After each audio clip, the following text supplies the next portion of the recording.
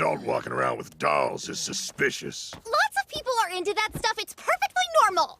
Yeah, I work in a business that manufactures kids' toys. See? Just a normal guy trying to get through his day. Next up on the list, herbs.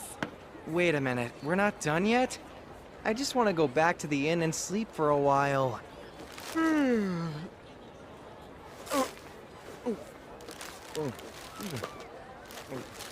Tasty. Okay, it's now recording. So as you know, I'm Phil here. Go by Phil Coop Productions, host of the Conversation Podcast. So I have a special guest with me today, but go ahead and introduce yourself. Who's Dakota Farnsworth I'm speaking to this afternoon? Hi there, my name's Dakota Farnsworth. I'm a voice actor. You might have heard me in projects such as Project Eden's Garden, My Hero Academia, Vigilantes. I may be a guild receptionist, but I'll solo any boss to clock out on time. I've been in Urbano as Vilo. I've been, let's see, I'm in Oribus as Nuriel, and then the list kind of goes on. But what is it? This year's been pretty great, and so I'm looking forward for 2026 to be absolutely kick butt. So, me too. I got plans for traveling to places, so let's go. Let's go. Where are you going? So, trying to go to more conventions. Oh heck yeah! Okay. So yeah, I had a little setback. If I knew something like this was going to happen, I would have planned better. But you live and learn, right? Right. Yeah, it happens. You know, that's where it's like, yeah, it happens. So, yeah. Yeah. Now, before we get into it, let's do a little bit of an icebreaker. What are your top 3 Shonen Jump villains? Shonen Jump villains. I assume you don't mean just anime. I honestly, wait, what is it? Yeah, it's anime. Yeah, it's anime. Okay. Gotcha. No, what is it? Yeah, I was like, wait, is it like, are there specific like anime that aren't in Shonen Jump? Got it. Okay. Let's see.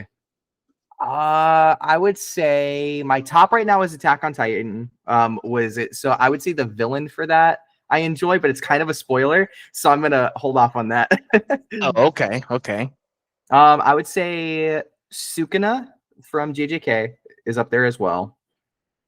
And then I would say Light Yagami is also up there, but not in any like particular order, those 3.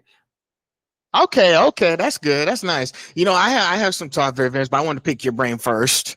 Be like, okay, so my top 3 villains are Oromachi from Naruto. Ooh, okay. Then you got, you know, one of my other favorites, it's Frieza from Dragon Ball. Oh, Frieza's good. Okay. So, and then, you know, All for One from My Hero. Oh hell yeah. Okay. Yeah. I have not seen the recent season. I do need to jump back on that before I watch final season. Oh, you better hurry, because episode 162 is this Saturday. I be posting what's coming up on this weekend on the next episodes. Oh it's no. Just me. I gotta catch up quick. Yeah. So, all right, but let's go ahead and now that we're done with the icebreaker. I always start with the icebreaker first before we get into it. Let's go ahead and start. So the way I've done this is there's 20 questions and there's 5 questions in each section. So 4 sections. Cool. It's gonna be good. But I got some really good, powerful questions for you. Let's go. I'm excited. So now let's start with chapter 1, origins and career journey. Now, you started building your voiceover career during the pandemic. Am I correct? That's correct. Yep. All right. Take me back to that turning point. What was the first project that made you think I can do this for real? That would definitely be Project Eden's Garden. What is it? I was very fortunate that it was my first professional project, and I popped off that game popped off pretty quickly. And so that made a lot of other things possible, and a lot of the creatives that were in that kind of helped me networking into all these other fields as well. So I would definitely say Project Eden's Garden. We went to a convention for that. What is it? It was weird to see. It's weird to see. What is it? People cosplay as your character for the first time. It's just like a surreal feeling. Yeah, it was. I would definitely say Project Eden's Garden was the one. It definitely set a precedence of the things that I'm here to do, which I would say it's inspiring a lot of creatives to really challenge themselves to, you know, take steps they're not sure if they can do, because what is it? Project Eden's Garden, it was a free production, it was nonprofit, and we were able to accomplish so much with such a unit of a team, and I just cannot be more proud to be a part of it. Okay. Yeah, I know during the pandemic, I know like a lot of you guys had to stay in your house for like a couple of years because I know most people like do their voice recordings at home. Like, because I know some of you guys do have home studios. Yes. So, Yes. and it worked itself out. Hey, listen, when during the pandemic, I was in college, of course, but I picked up Twitch streaming, so I kept doing video game walkthroughs. So I was like, I guess I could just express myself doing video game walkthroughs until I went back to college and got deeper into my major, which was digital media production and journalism. Got you. Yeah. So I got a degree in that. So I just Congrats on kind of that. figured. So I kind of figured now that we're in 2025, I know people are still doing at home work. So Yes. it's not used because I will tell you this, Dakota. Like I haven't been to a single convention since June. So it's been kind of hectic, but I was like, doesn't mean I'm out of the game yet. I mean, I'm still finding ways to put myself out there, even if I don't have the money to go to these places. Honestly, that's been kind of a similar issue. I think June was the last time I went to one too, whenever WeebCon was. And I just have not had the time nor the money to start jumping into more cons. Yeah, so it's so yeah, pretty much like if we can't get these places, let's find something else to do. Like, so pick this thing up, it's working. This is blowing up so far because I'm having the chance to talk with each of you guys instead of just trying to like, oh, I gotta find a way to get to this convention they're gonna be at. But this is working out for me so far. But yeah, I'm going back to you before I go off topic. Oh no, it's really cool. I'm glad that you found a system that works, and like it works really well. Yeah, and I think that's the same thing for all you guys. I think the way that you have like home studios set up in your houses, y'all get to do all incredible work. I say keep doing it.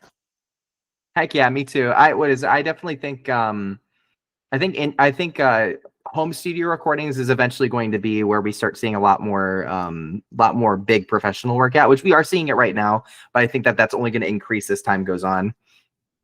I believe so. Next question. How did your theater background and psychology classes change the way you approach a character? Because you did say you had a psychology class, right? Correct. So there was a guy from Brazil that I studied under for a little bit. And so I ended up also shadowing under him as well. And so he was teaching me the ins and outs of psychology. Was not everything like super in depth, but just how to like practice the therapy side of things. And so upon working through all of that, the connection that I felt to people, I started taking a lot of the character work that I would do, and I started trying to connect to the characters as if they were like friends. And so I always find that that's been the best way to go for me, is that it helps me feel like I fully understand a person through psychology, like through knowing what the tics are, knowing what's going on in someone's head at all times. I think I treat a lot of character analysis like a therapy session where I'm going through, okay, why do you react to this in this way? Why do you like these things? Why do you dislike these things? What could possibly be the stories that are coming up that are associated with those, which aren't always clear. And I more or less I treat character analysis like a therapy session, I would say. And then my theater work has been a lot more prominent, especially recently, because I know Crunchy's doing a lot more with like realistic down to earth reads. And I know for a lot of video games, like I usually read like a line and then I go off to another line, and it's not quite as fluid as animation is. So I've been able to use that degree a lot better recently, and I feel like I'm only improving. So I would say that's how those have affected everything. Okay. Yeah, because one thing I've learned from paying attention to all these games and movies and TV shows, like I know every character has gone through some sort of backstory trauma. So it's important, as voice actors, that y'all understand what this character went through. What kind of bad experience did they have? Like what kind of tragedy that happened to them that make them act this way in the show? Pretty much in that same, if you see where I'm going with this. For sure. Yeah. And that was something important with and going back to Eden's Garden. When I did Eden's Garden, the character I play, Kamantiago, he's an influencer, and he's very nervous around people who don't know who he is. And so that was interesting to kind of break down of like why is this guy only like social around people who know his name. And I realize it's because influencers have such a, like, the word influencer, not saying influencers are bad, but definitely there's a lot of influencers out there who have like a negative like perception because they're influencers. And so I took that and I went, maybe Kai feels this way because anyone who hears that for the first time he's an influencer as a first impression, people are just immediately not going to like him, or at least that's what he thinks is what they're going to think. So I ended up kind of going with that for the audition, and I hit it right on the mark, and that ended up being exactly what the writers were going for. And so I felt pretty good about that one. That's nice. And what I like about you too is that you did the research on the character. I think you understood what he went through before you got into, because here's the thing, most actors won't go do research on a character. Mm-hmm. Most, not saying all of you, some, okay, I did say most, oh, but sure, some of you guys will do research on a character, not all of you. Y'all just go and just do whatever feels like, hey, this is how it feels to the character. My advice is, and whoever's listening, I would rather do the research on the character before I just step into the studio. Pretty much so I can get a clear idea of what the people are looking for in this certain person when they start watching the show. Yeah, and that makes sense. What is it? I do agree that I do run into a lot of actors who definitely try to put the voice before the character. And I've caught myself in that trap before too, of like trying to make the voice sound good and being like, wait a minute, but I'm not like being the character anymore. So like you have to sort of catch yourself, because it's something that me and one of my coaches, Richard, we talk about is we wish it was called talk over, not voiceover, or talk acting, not voice acting. So that way people don't have this immediate assumption that you're supposed to make a voice going into it. Does that make sense? I agree. I think that I think people definitely I told a lot of newer actors how to improve is that if you've never done a stage play, do stage plays, because you get a lot better at script analysis and you get a lot better at learning beats. And I think that helps a lot. And I think for audition, something that's funny about what I do with auditions, and a lot of people kind of like tease me for it, but whenever I have a character, I am writing down like journals full of notes about them. And it's because I want to know as much as I possibly can, because being specific about every little detail always brings out the best performance. And so there are some auditions where I will spend over a day just like making sure I have notes on them before actually jumping into it, because I want to make sure it's being performed with care of who they are and what's going on with them. That's nice. And listen, I be telling people, and guess what? A lot of people have been liking, I've been getting a lot of DMs in my messages saying, those are really powerful questions you came in with. I'm like, well, I always bring receipts. I don't come empty handed. And same thing in your case, bring receipts. Make sure you have notes on you. Do the research. Yes. Listen, that is going to help you in the long run. It does. And I actually, there's a show for something else, not Crunchy related, but they already have an episode out. And so I basically was actually, that's what the audition I was working on was last night at like 11 p.m. till about 1 a.m. I was just watching the episode the episode they have out over and over and over and over and over again to know as much about each of the characters, what's going on in the world as I possibly could, to the finest detail. So I'm hoping that I definitely can capture this correctly, because I would really like to be a part of it. But nothing's ever guaranteed, but I want to make sure I put in that effort. Hey, you never know. For sure. Never know. What's one belief about voice acting you had when you began that completely overturned? What do you mean? Like one belief, something like, I don't know, like is voice acting really what I wanted to do? Like I just feel like you could be doing something else. I never had that with voice acting. I mean, there's definitely been times where I was like, what if I was doing something else? But like that always got kind of drowned in whatever else I was thinking, because I love this job so much. And I've had other creative pursuits. I tried to be an animator originally. And that I just couldn't, it just wasn't enjoyable enough for me to keep pursuing. And then photography I did for a while as well, but I I love the art of it, but I didn't love the business pursuit of it.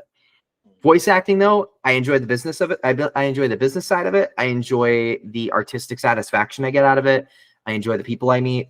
I enjoy the places I get to go because of it. I enjoy getting to see life through different perspectives in a way where I walk away from it and it truly sticks with me forever. I think that I've not come across a career that is as satisfying as a human being as voice acting has. So I would say no. I don't think I've ever considered truly quitting.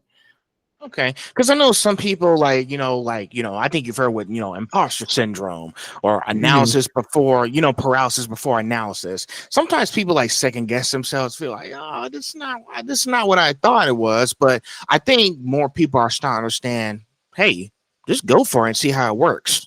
Because once they will see how it works, it might be something you really want to do. And I think that's why I wanted to ask you about, because I know some people would be like, if it's voice acting really what I want to do, I could be doing something else. But from what you're telling me, it seems like you enjoy the work behind it.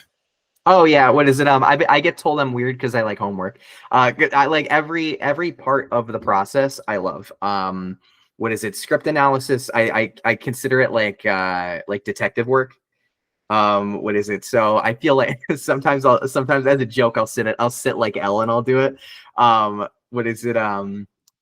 Yeah, I like script analysis. I enjoy the feeling of walking on a tightrope. Like I enjoy the feeling of that, the imposter syndrome you were talking about, where people aren't sure if they're right for it. I like that feeling. And I feel like that might be kind of a weird answer, but I like feeling like I don't know if I can do it, because that makes it exciting for me, at least. Yeah, I like challenges. I like things that broaden my horizon. I think the most important part is you don't give up.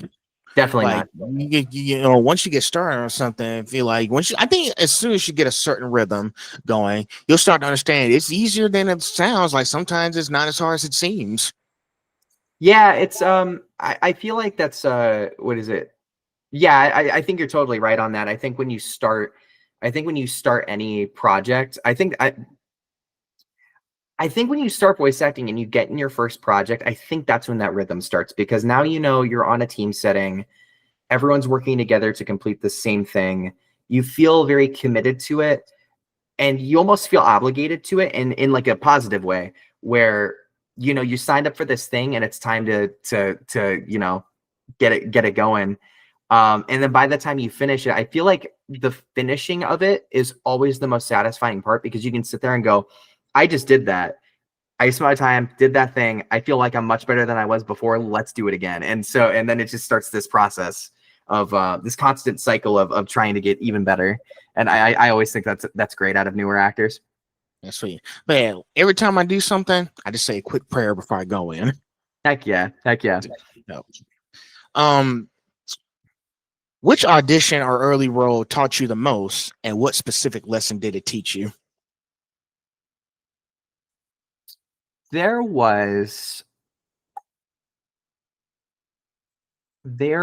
actually it was one of my first auditions, and it was one that I did not get. It was for a it's kind of a dicey subject. What is it? It was for a game that was like a competitor to Yandere Simulator. And I remember sitting in my room every single day, trying over and over and over and over and over again until that deadline came. And I remember being so attached to the character at that point. And I got really far in the audition process. I got top 2 in it. And it was a pretty big one on CCC. And I remember when the results came out and I didn't get it, and I like cried my eyes out. But when I sat there and I like really thought about it, because again, it was one of my first, so like very, very, very start. When I sat there and I really thought about it, I went, you know what? But it was never ever guaranteed to me. But I had a really good time. And so that's helped me move forward into trying out all of these different things. And I think that's where a lot of the me trying to challenge myself comes in, where I didn't, even if I didn't get it, I had such a blast trying my best because I still felt the character and I felt like I was the character and I got the opportunity to be that character for a while. Even though I didn't get to do it in long term, I got to do it for a little bit. And that was still enjoyable enough for me to go, well, damn, I'm going to try for another one and I'm going to see if I can get that next one. Right. And so I can go live in that. I can go live in another bubble for a little bit and try it there. And then when I finally got training and I was starting to be more consistent about it, that's when a lot of these started popping off. So I would say that. Well, like again, go ahead and try it out. And I know, and I can tell, like every time you try something new, it does become an emotional roller coaster. Mhm. Like, can you imagine if I just started like if I wanted to go into space or something? I'm just scared of heights. Yeah. But after I come back down, I had a great experience. I was really emotional. I thought I was going to see Earth again, kind of thing. Yeah. So I think it's kind of like those similar situations, and your crying thing and everything. Actually, I will tell you this, Dakota. One of my previous episodes, when I was talking to one of my previous guests, she's a SCAD student here in my hometown. There's a college called SCAD, Savannah College of Art and Design. Her story made me so emotional that I did start crying a little bit. So Hey. I was like, I didn't want you to see me like this, but she said, "No need to apologize. You're fine." So Got you. I gotta listen to that one then. If that was that crazy of a story, I'm glad it worked out for her. it did. Like I said, if I can spare at least a few minutes picking your brains, sure, let's work some out. But going back to you, yeah, you sounds like you knew. I know you had some goosebumps. Be like, oh, this is my first time doing something. This is something I need to do to get ready. I'm nervous. How's this going to turn out? Basically, going back to the previous question, like, how's this going to work out? How are we doing this? What am I to expect once we start rolling? Sorry, reword the question. Apologies. Oh, wait. Did you hear what I was saying? I don't think I got all of it potentially. Oh, I must have cut out for a second. Yeah, I was saying about you when you first did your first audition. I was asking another question. Oh, gotcha. Yeah, I was saying like, I was telling about what you had to go through and just, be like, how are we doing this? How can I make sure this is perfect so everything's good to go on the first try? If you see where I'm going with this. Yeah, okay, I gotcha. Yeah, and what is it? Yeah, and I always try to kind of aim for my 100% best of what I think I can do in that moment. What is it? Something I tell a lot of newer actors, and I did this for a while, and I think I'm gonna go back to it because I think I need it again. But basically, it was every single day audition for something. And then when you're done audition, so when we kind of get that feeling of like, okay, we did it, we have it all done, it's perfect, it's exactly what we want, and then we send it off, and then we're like, no, this was wrong, this was wrong, this was wrong. So my personal opinion on that is that is the perfect time to do analysis on your own work and understand, okay, well, you sent it off, now you're thinking all these things are bad, so why do you think they're bad? Like, what do you think is wrong with this audition? Then you go back. And I usually tell people, I say, take 5 notes of 5 things you could have done better. It doesn't have to be like, oh, it was a bad audition, but it's 5 things you could have done better. Objectively in art, anything could be better. So 5 ways it could have been better. Do that every single time you do an audition for a month. By the end of the month, you should see drastic difference on your performances than the beginning of the month. It's because it's this constant growth mindset that you just keep hitting yourself with, and you keep bringing all these notes into the next one and into the next one, into the next one, into the next one. And over time, that's all going to get bigger and bigger and bigger and bigger. And you're just going to be a whole different creative by the end of it. Well, hey, studying is important, that make sure you know your strengths and weaknesses before you go into the next session as well. For sure. I think it's good to know your voice.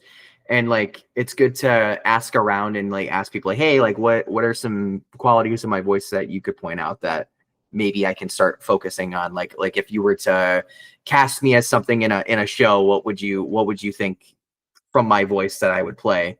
And like, those definitely help a lot. And then weaknesses as well. There's weaknesses in your voice, but I still think it's good to try something out. Like there's definitely been times where there was a deeper voice character, and like I have kind of a bass in my voice, but I can only go so low. And I know there's been characters where it's like like that, like classic, like World of Warcraft orc, like that super, super low voice. And I'm like, I can't hit that. But I wanted to make sure I always tried stuff like that because, you know, you never know. You could totally surprise yourself. True, for true. We're at the end of this section. So number 5, this is the last question out of this session. There will be on the next session, crafting technique. Cool. So how do you pick projects now when you first started? How has your criteria for saying yes changed? So I would say, well, I would definitely say that a lot of my criteria more or less has stayed the same. I'm big on, do the creators have a vision that is tangible?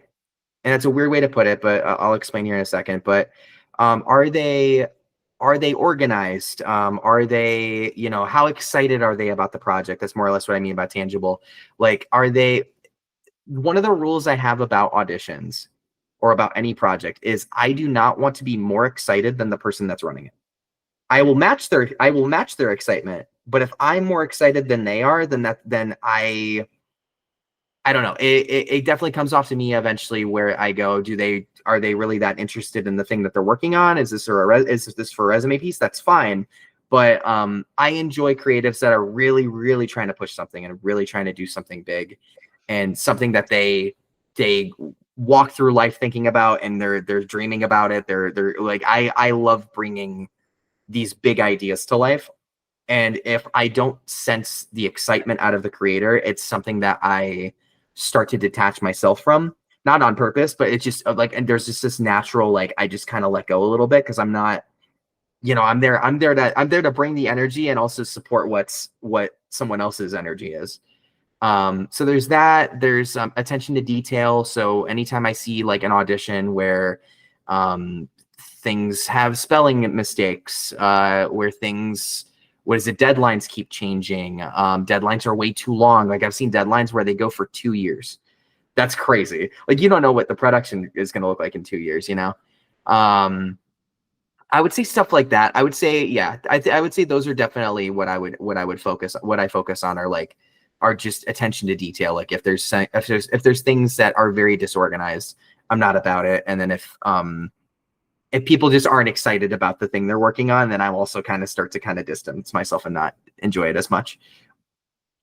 If you don't match the energy in the room, project is not going to be beautiful when it comes out. Right. So it's like every time when someone starts a new project, they have to be excited just as the person should. Well, like I said, not as much more excited. Like I said, match the energy in the room. If the energy in the room is not at the same levels, then it's probably not going to be the way we expect it to be. Sure. Yeah. And like, you know, what is it? And for like, not every director has to be like jumping for joy, like excitement, you know, they don't always have to show it, but like the things that they do in the background, all the work they put in, all of those things tell me how excited they are. Like, and because I know not everyone's like bombastic, and I know I can be kind of a golden retriever, but what is it? As long as I see the effort and seeing the evidence that this is like truly, they're really, really trying to push for this, then that helps a lot. Okay. So yeah, so you know, I also know that maybe sometimes the voice actors, they know the directors. And listen, some directors are voice actors too. I can understand that part because they have multiple jobs. But I think it's a mutual relationship. Like voice actors have a good connection with the director because we know him very well.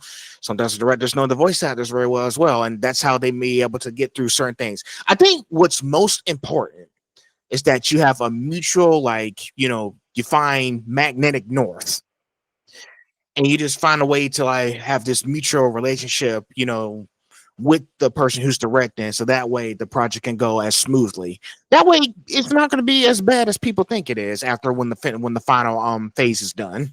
Oh yeah, I totally agree. I think that I would say most of the directors that I work with, I'm friends with to a degree for sure. There are a couple directors where I talk to them pretty regularly, and we're just usually just in calls or something on Discord and just kind of hanging out for a little bit. So yeah, no, I agree with that. I think you definitely need to have chemistry. And that's something that's something I definitely miss from theater as well, because in theater, chemistry is kind of unavoidable.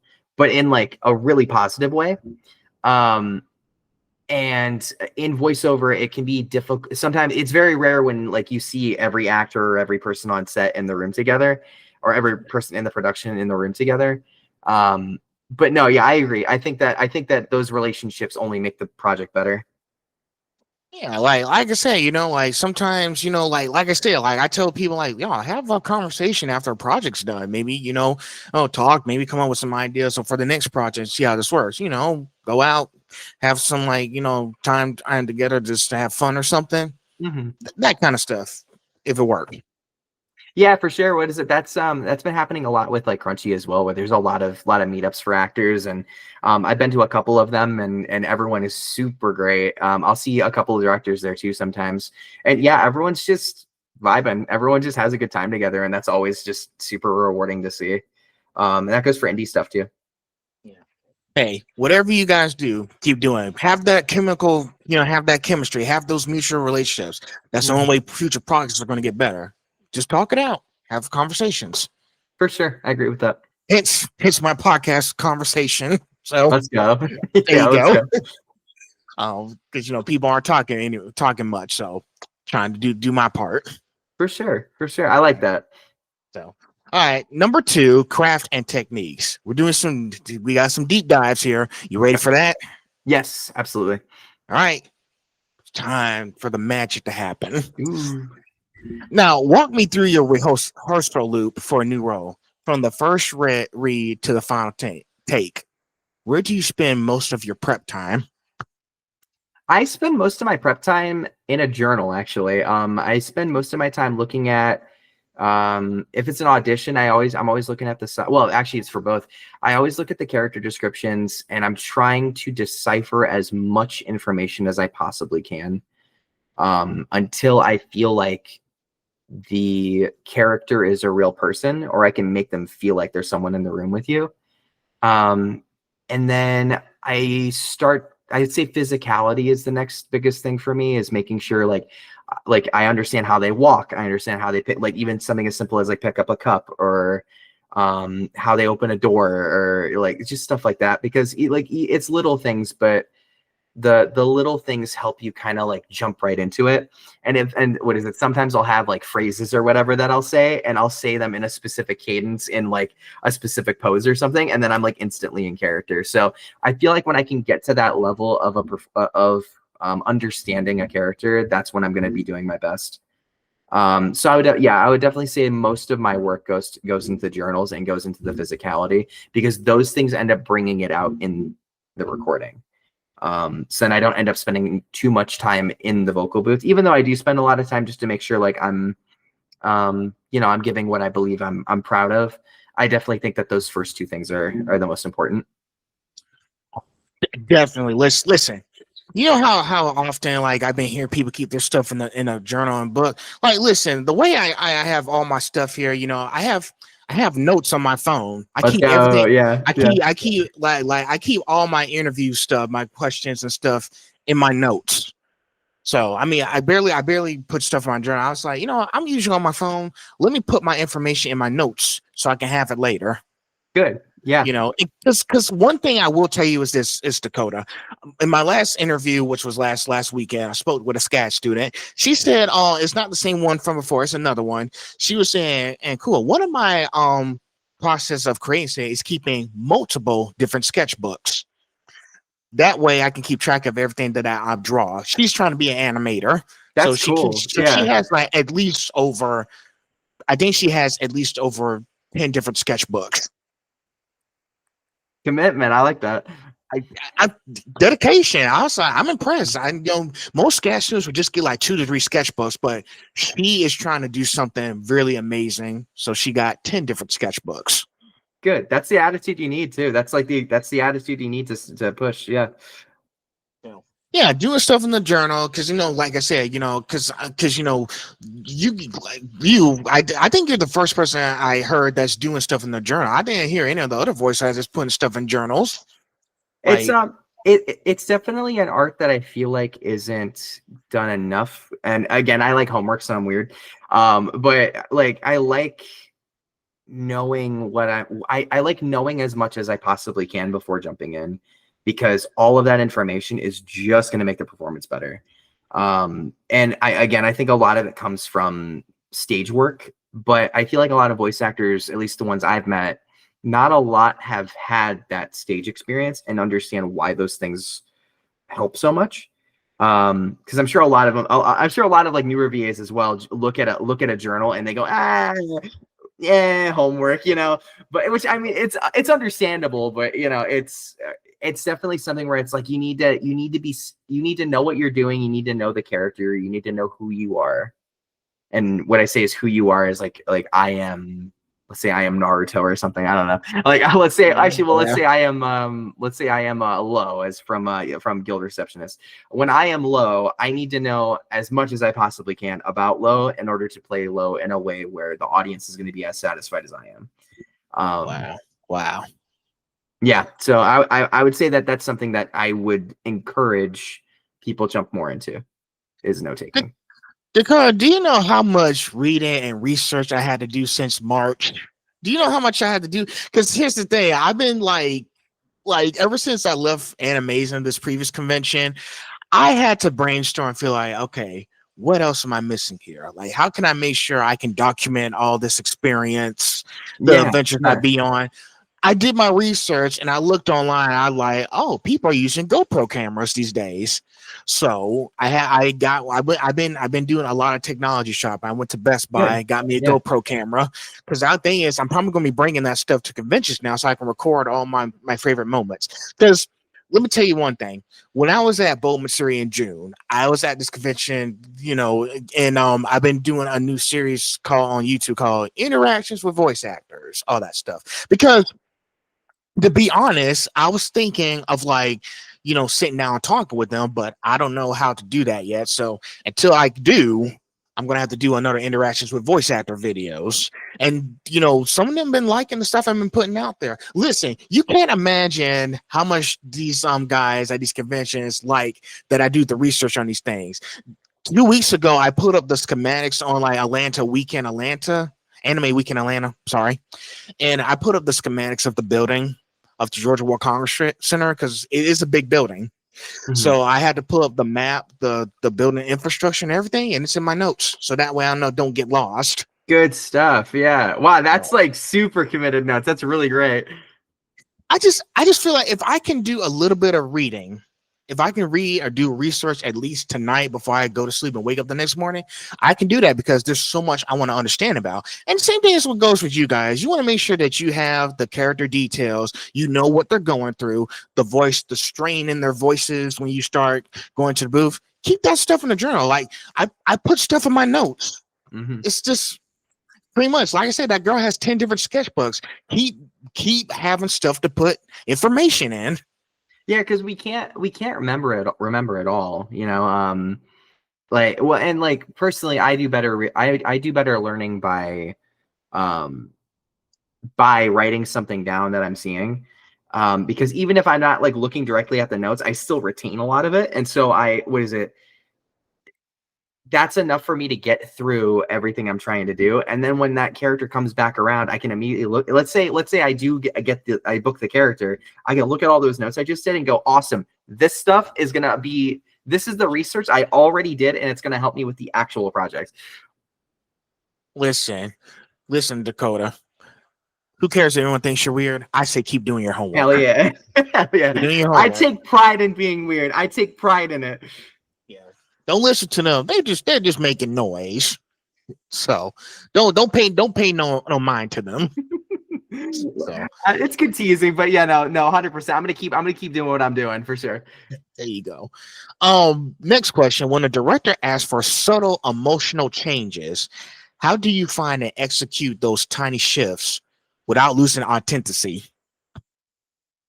I try to, so as much as I listen to the words they're saying, I'm also listening to the cadence at which they say it, which this has been really great.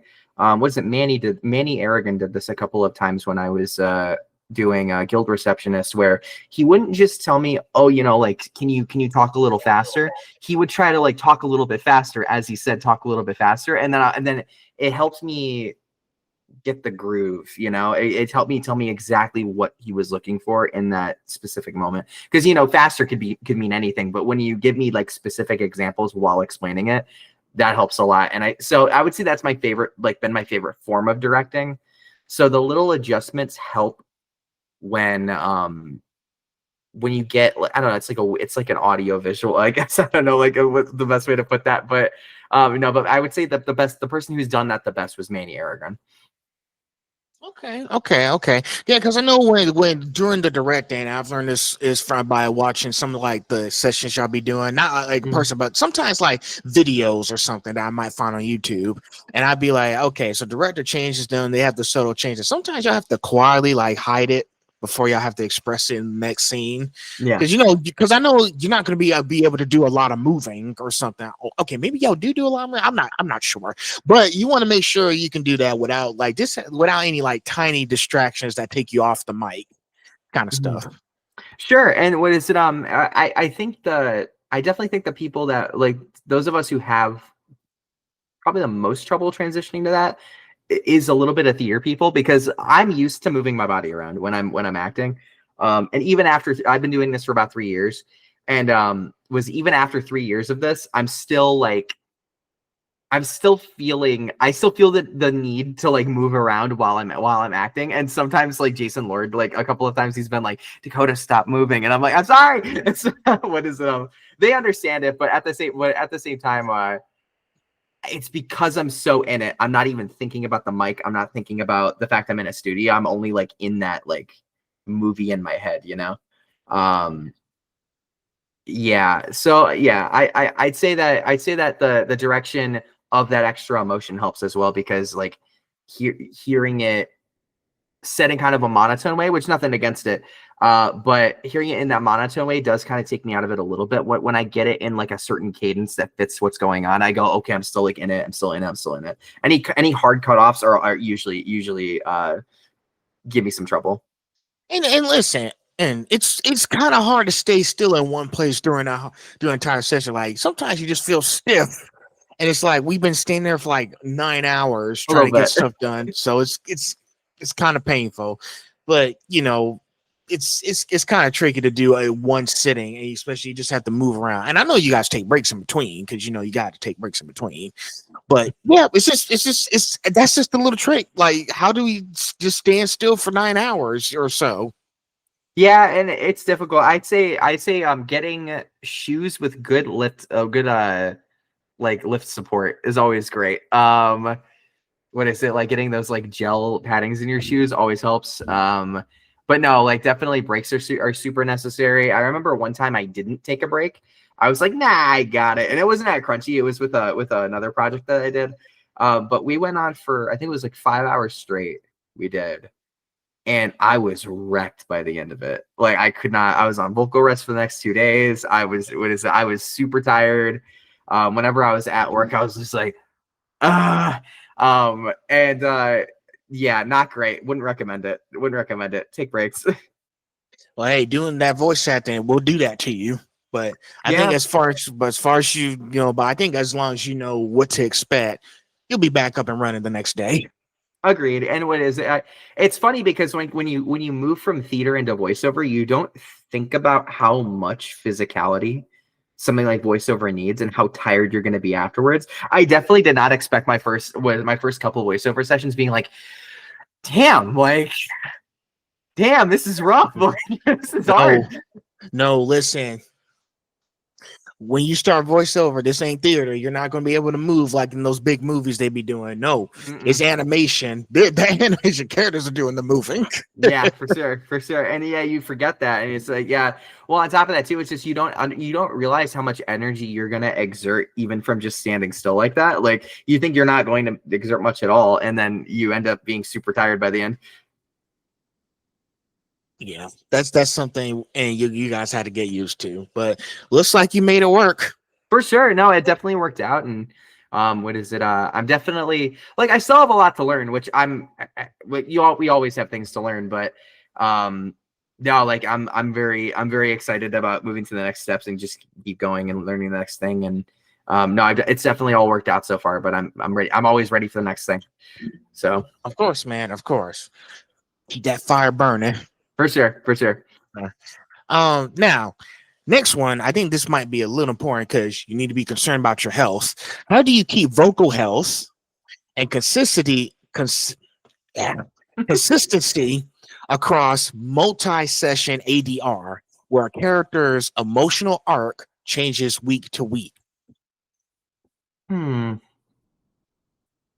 I would say a lot of the stuff I already I would normally do, even just from like 1 or 2 voiceover sessions of something. And that's drinking a lot of tea. Tea is your best friend. Making sure you take vocal rest seriously. So even if you don't feel your voice screwed up after a session, I always treat it as if it is. So that way, if there's any damage I don't feel, then that's being taken care of automatically. So yeah, I would say just make sure you're taking vocal rest seriously and make sure that you have tea or you have something that's good for your throat. I would stay away from soda. Which I mean, I personally like soda, but like whenever I know there's like a week I have a ton of voiceover sessions, I do not touch that stuff. Was it coffee as well? Was it clicks in your mouth too are also pretty bad. Does water count? Water's good. Well, no, water's good. Yeah, no, drinking water is good, and that's where I say tea as well, because tea is just like water mixed with like supplements, basically. Not supplements, but I don't know, like additives. I don't know the right word to call it other than just tea. But yeah, no, water helps a lot too. Drink a lot of water. Drink tea if you have it. And yeah, just make sure that when you're taking vocal rest, you're actually taking vocal rest. Yeah, those would be my recommendations. Listen, one thing I tell people when they're doing a session or whatever project they're doing, don't take any chances. Go rest first. Yes. Because you're going to need it. Listen, it's okay to take a break if you're tired, but listen, don't do anything that's going to like hurt you and you're not going to be like, oh, sorry, my voice hurts, my hand hurts. I heard so many people who do like a lot of writing and stuff, they get hand cramps because it's a lot of writing. Yeah. Because I guarantee some of the writers at Crunchyroll, like James Cheek, Emily Neves, Macy Ann Johnson, don't they get hand cramps from all that writing? Oh, I'm sure. Oh, I'm totally sure. Yeah. Even the people typing up the scripts, I'm sure they get tired of typing after a while. Yeah. Yeah. So like, do what he needs to do. Listen, God gave you one body. You got to take care of it. For sure. Yeah. No, I think everyone should definitely take breaks. And like, as much as like, I'm definitely kind of a go-getter mentality where like I just like to keep working, but like even I know that I can't just do that all the time. Like I have to take a second and just be like, no, nothing, because it will mess me up down the road if I don't worry about it right now. Yeah, and plus they need you, sir. They need your voice, so they want you to make sure your voice is in top shape to get ready to do the amazing work that you're about to put out. So. Yeah. So all those things you said, tea, water, all that kind of stuff. Yeah. Take those, put the soda away, put it in the refrigerator, pour it out if you have to. Yes. Very much so. Just get rid of all that stuff. I mean, I can still drink soda. You're still voice actor, so it don't count for me. That's fair. Well, listen, alcohol is another thing too. Alcohol before sessions is such a no-no, especially the night before, not even the night before. None of that. No drink. Yeah, don't drink alcohol. That's gonna make it worse. Stick to what you like. Tea. Like I don't mind drinking tea. I'm used to like peach tea and all that stuff. Drinking water, But yeah, stay away from the Coke products. Peach tea is my favorite. Love peach tea. I love peach tea. Like sometimes when I run out, I do go to the store and get some more peach tea to drink. So it's just delicious stuff. I don't drink it too much now. I only drink like at least 1 bottle a day. That's fair. Which peach tea. I don't know what it is because like peaches aren't like my go-to or anything like that. But like peach tea just slaps. It just hits different. Yeah, it's really delicious. Oh man, now you make me want to go to the store and get more peach tea. I kind of want to go get peach tea too. Sorry, but let's wait till after we're done here. For sure, for sure. No, sorry. Next, so I think you're gonna like this one. Let's talk tech for a second here. How does your home setup, space, mic, software affect your ability to experiment or refine performances? As of recently, and a big shout out to Corey Wilder. Corey Wilder helped me so much with this home studio, which I thought my last one was really good. This is like the best home studio I've ever had. There's not many limits to what I'm able to do with it. What is it? Ended up getting a Sennheiser microphone, which I wouldn't say it's Neumann level, but it certainly rivals it. It certainly is like getting there. And then the studio space, Corey was just all over making sure that, like, helping me like make sure there was no echoes and it sounded good. So no, oh my gosh, yeah, big shout out to Corey Wilder. It would not be without him. I saw him a couple times. He is very amazing. Yeah, he's wonderful. He's wonderful. All the stuff with Gotcha right now totally deserves it. I'm so happy for him. I'm sorry. Was it Panty and Stocking too? I'm really, really happy for him. Yes. Yeah, absolutely. Like every single thing they're getting right now, they totally deserve. Yeah, listen, I tell you, Dakota, all you guys have other talents besides just voice acting. Like, I know some of you guys are singers, models, audio engineers. I tell you, listen, I'm getting too excited here. Hold on. Let me get on my thoughts. Sometimes the voice actor isn't all that you do. I know a few of you guys who sing like anime songs and everything. Some of you guys are artists. Y'all like to geek out and just build stuff. Mm-hmm. So it's really amazing that you guys have more talents to just voice acting. Because that's like, you gotta have more talents than voice acting. Because you know how often I see so many people like Kira Buckland. She has like hair and everything. Like we customize her hair, all the stuff. Yeah. And I was like, she has to do something else than voice acting, right? Is it? I have to know. Kaylee Mills. She's a singer. She has pink hair. I was like, I'm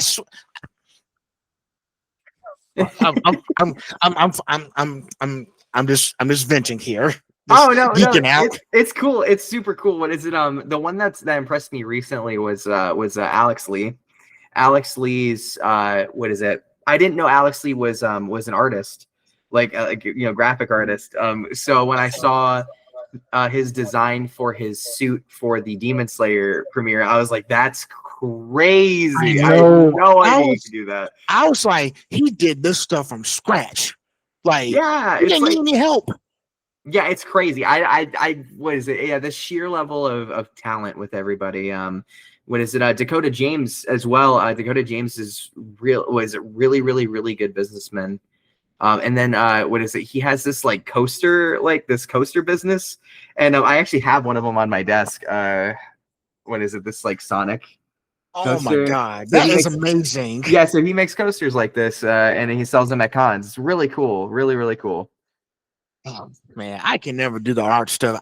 I think I'll just stick to what I'm good at. Now, if I do get into art or something, or maybe just put a system together, then sure. But I think I'm doing a great job with this whole thing. So, no, keep it up. Keep it up. I guess because me and my dad had a conversation. Don't forget, back then you didn't want to do journalism. He was like, "Oh, whatever, Dad," kind of thing. But now that I'm doing the podcast, and guess what? 2 days ago, I actually started my own Substack. So I was going to upload some stories from all the conversations I've been having with you guys. I was like, maybe I should start a Substack. Yeah, do it. Why not, right? So I was like, everybody else is doing it. And I'm guessing, journalists, you like to report stuff in the stories, what's going on in our world today. They use Substack. So I started a Substack. Might as well. Yeah. So sorry, man. I'm a little Don't excited. Apologize. I'm enjoying the conversation. Don't apologize. I'm jealous. I was like, I can't do what they did. I'll just stick what works for me, right? Mm-hmm. So it's working so far. Good. Yeah. No. It's you're doing a great job. Yeah. Keep it up. So one lesson I did tell myself: don't try so hard to be something that you're not. Well, what is it? Definitely. I don't know if this is it. Something I learned recently, which I learned from do you know who Bryce Pinkham is? Oh yes, Bryce Pinkham. Yeah. Yeah, so I ended up going to a con back in not this past January, but the January before, so 2024. And I ended up running into him, and he kind of like he was more or less like teaching me for like the span of a day, but like it was like spaced out. And so I ended up going to his booth, and he ended up sharing a quote with me, and it was play faster than your worry and louder than your critic. And that has really been a driving force in my career ever since he said that, of just like, if I don't know if I could do something, let's just try it. You know, like, I don't know what's going to happen, you know? So, you know, I think that, I think always challenging yourself and always just seeing where the road goes is something to do for sure. And guess what? Even so, I'm still learning. For So- sure. No, absolutely. No, absolutely. Keep going. Absolutely. Just, yeah, like keep growing, keep doing what you're doing. Of course. All right, we're almost at the end of this session. Then we'll be at the halfway point. Sorry, the thing is, after the whole tech talk from the last class, I just started geeking out. Oh, you're all good. Totally. Every time it's something good, I just start being in one of my moods. Just be like, I want to do that. You know, you get You're get excited. it. You're enjoying the talk. I am too. This is great. I think you like this one.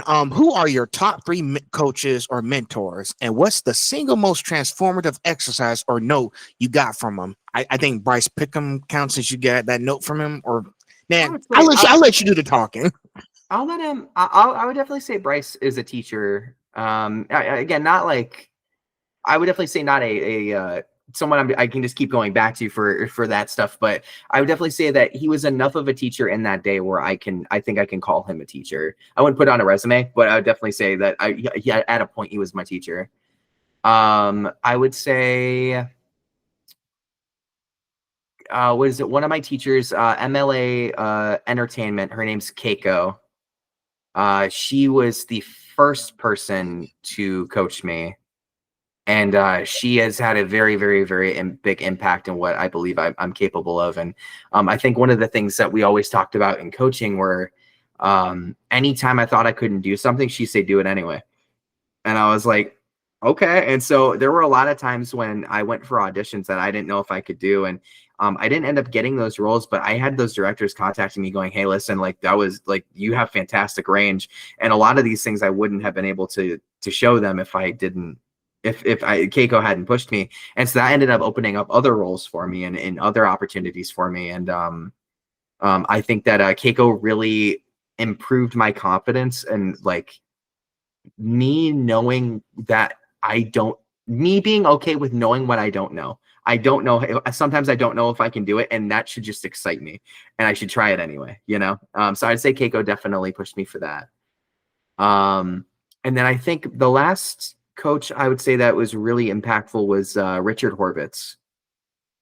Richard was very, very, very, he's one of the friendliest people I think I've ever met in my entire life. There was definitely a time in this journey where I started to be less playful. And I started like losing that like the child who played the child on the playground side of me, you know, the person who's really like just enjoying the fun of it. And Richard's entire class pretty much was a crash course on how to have fun, and not even just in voiceover, but just in life in general. Just always be having a good time and always be aiming to have a good time, because that's where your best work's always going to be. So I'd say those 3 were definitely the most impactful. Hey, listen, you always have to have mentors, whatever you do. And it's nice that you have those kind of connections that help you guide you do. You know, like sometimes I feel like, what am I doing this for? I just need someone to talk to. It's pretty much sometimes the mentors can be therapists. You just never know.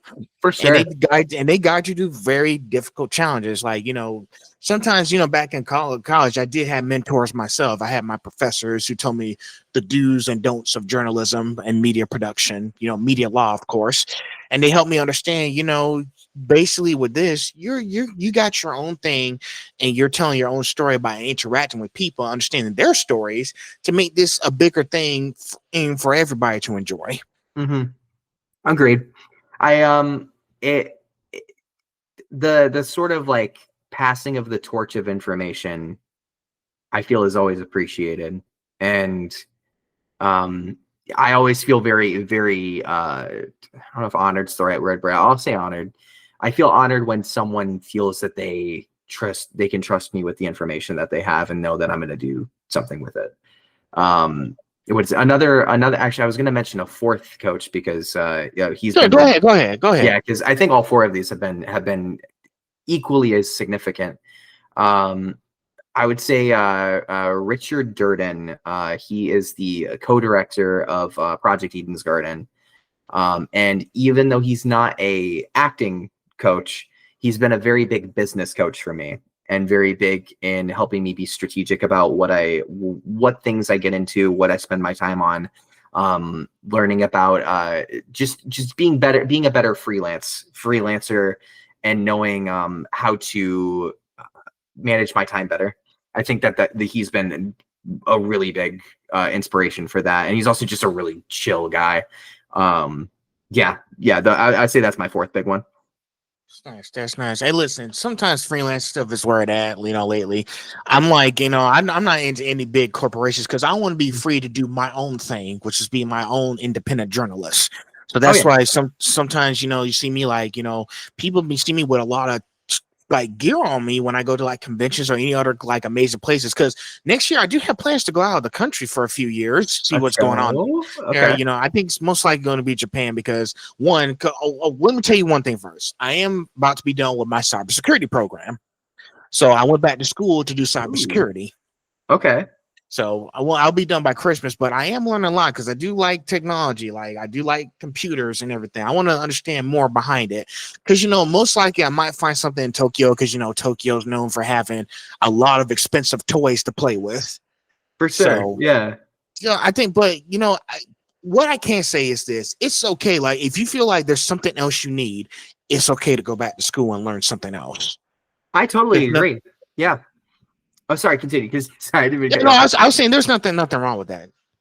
No, definitely not. I think I think you should always be learning. I think that's something that when we're in school, when we're younger, we're always like, it's school, right?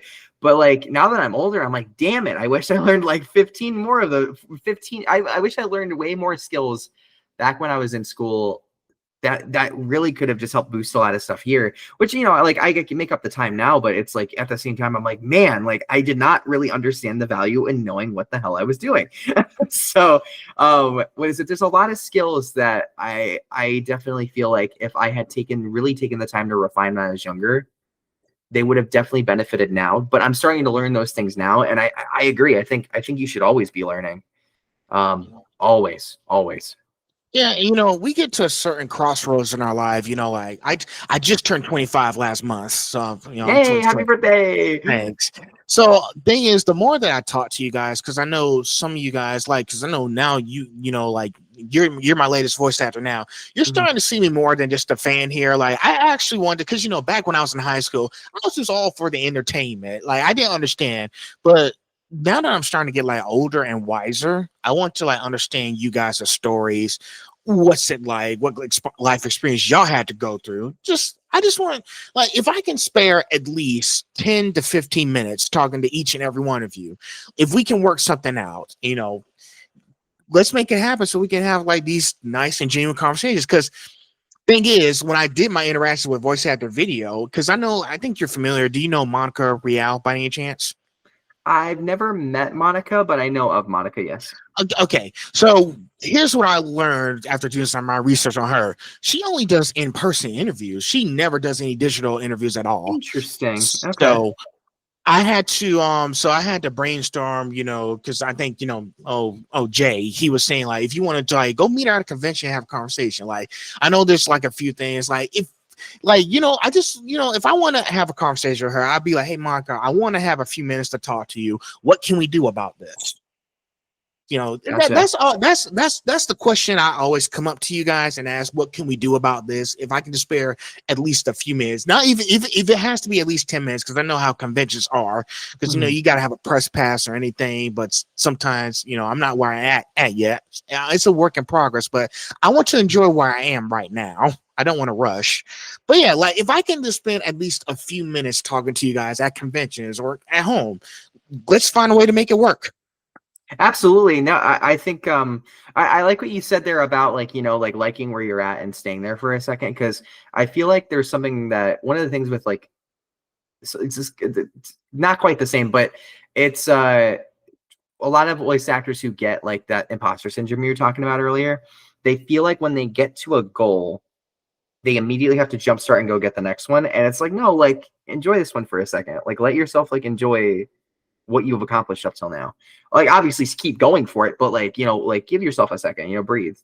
And I like that you said that, because I think that yes, what you've done here is great, and I think that you're doing a great job, and I think you should definitely go for that thing. But I also appreciate you saying like like I'm okay, I'm good with where I'm at right now. I think that's really important in growth as well. But no, I think that when you get to that opportunity to start going to conventions like that those in-person meetups and then being in that atmosphere is going to be so fun, and I think that you're going to enjoy it a lot. So like I said, if I can't speak to her now, we'll cross that bridge when we get to it. For now, let's just focus on what I can do for right now. For sure. Yeah. No, remember, like, enjoy the small moments in life. Don't like the big moments. It's just noise, because once the big moment's over, we're back to our daily lives. Right, exactly. Yeah, exactly. So it's nothing special. Guess what? Fridays, I made a thing now that every Friday I go out for ice cream. Oh shit. Okay, I like that tradition. So yeah. So I last week I went to Ben and Jerry's. I might try Cold Stone this time. What's your favorite ice cream? I would have to say mint chocolate chip. That's good. What is it? Cookie dough would be mine. Yeah, sometimes I switch back and forth to the sweet stuff, and then but I might have to try a sherbet one, because I haven't had a sherbet ice cream in a while. Sherbet. It's like a fruity ice cream. Okay. I think I'd like that then. Yeah, sherbet. Hold on. Is that like a brand or? No. It's like an individual ice cream. It's not a brand. It's part of like the ice cream shop. Sherbet ice cream. I see it. Okay, that looks so good. Yeah, I told you. Yeah, when I went to Ben and Jerry's, I tried that new flavor. It was purple and it had brownies and cookie dough in it. It was called Shades Off. Ooh, that sounds really good. You said Ben and Jerry's had that? I'm gonna look that up too really quick. Yeah, go ahead, man. Jerry, it's there. Shades Off, you said? Yeah, it should be purple. If I don't get the name wrong, it should pull itself up. I'm not seeing it. You don't see it? No, Shades Off, you said? Yes. And that doesn't want to just type in like the Shades Off purple ice cream kind of thing. If the name comes out wrong, I apologize, but I think that's what it was called. Ooh, okay, wait. I think we're getting there. Ultraviolet ice cream? Yes. That's what it is. Ultraviolet ice. That's the ultraviolet ice cream. Okay, that looks insane, and that looks awesome. You try it. Yeah, that looks insane. I love that. Yeah. The ice. Yeah, trust me, they got the ice cream Ben and Jerry's. So if you have a Ben and Jerry's near you, go check it out. I do actually. What is? I will go check that out. Yeah. So yeah. Every Friday, I just go out for ice cream. I love that tradition so much. I'll talk to my boyfriend about doing that. That sounds fun. Go out for ice cream. Go out. Friday is a good day to go out for ice cream. It is a good day to go out for ice cream. You're right. So. Yeah, you've inspired me. I try my best. Ice cream's good. We we had a bowling alley we went to every Saturday when we were in college. And like right outside the bowling alley was this ice cream place that we would go to every Saturday. So I do miss that. So yeah, I might revive an old tradition there. All right, we're officially at the halfway point. Sorry if I talked a lot, but it was a good section right there. Now you ready for this one? We're doing some character work, deep dives. Okay, sounds good. So let's deep dive into Losblender. I Okay. may be a guild receptionist.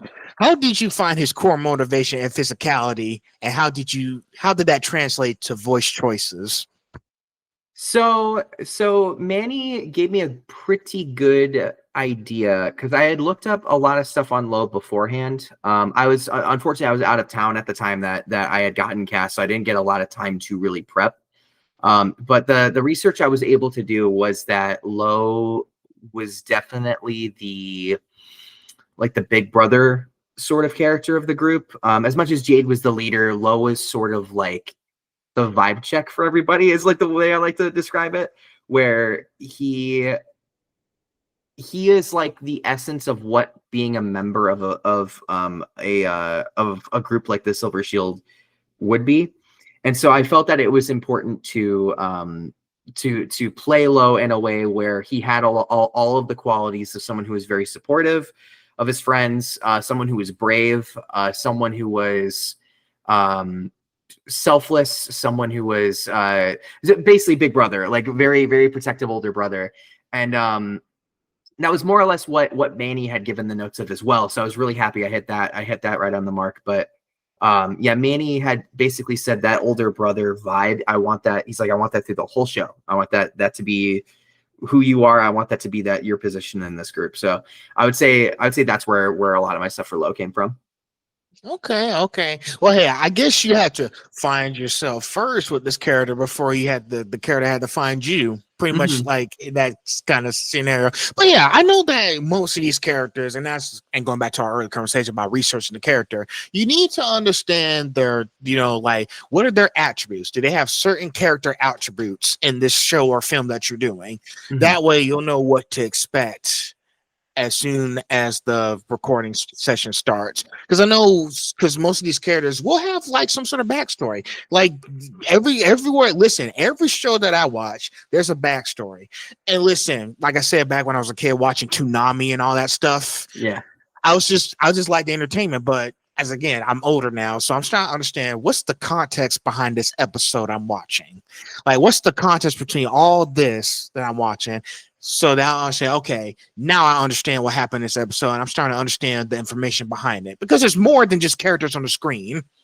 Agreed. And I will say there was a little bit of difficulty with Lowe in that as well, because a lot of the source material was being written while we were doing the show. So Lowe's backstory is actually in like none of what we did.